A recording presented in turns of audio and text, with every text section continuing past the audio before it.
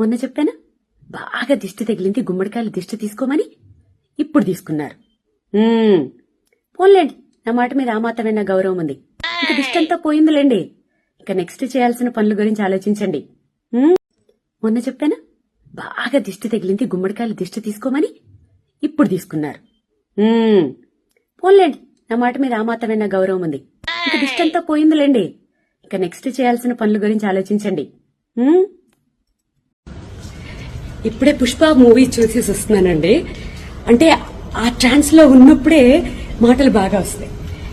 ఏదైనా నచ్చినా నచ్చకపోయినా నేను షేర్ చేసేయడం నాకు అలవాటు. మీతో షేర్ చేసుకోవడం చాలా నాకు అలవాటు.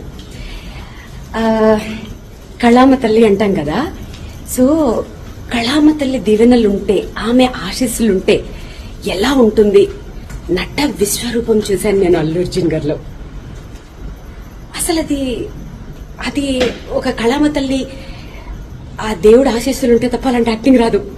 అల్లు అర్జున్ గారు మీకు ఇప్పుడెప్పట్లో తిరగలేదు. ఒక 100 గుమ్మడికాయలు దిష్టి తీసుకోండి.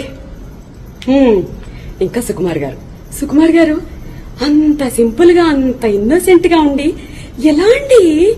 ఎలా తీసారు ఆ మూవీని? అయ్యో, ఆర్టిస్టులు ఏంటి, ఆ ట్విస్టులు అవి. అందుకే don't judge by book its cover. అమ్మయ్య, కరెక్ట్గా చెప్పేశాను అంటారు. మీలాంటి వాళ్ళని చూసానేమో. అయ్యో సూపర్ అండి. నా లైఫ్ లో ఫస్ట్ టైం మూవీ అప్పుడే అయిపోకూడదు, ఇంకొంచెం ఉండాలనిపించింది. All the very best Allu Arjun garu. 2nd national award తీసుకోవడానికి రెడీగా ఉండండి. All the very best.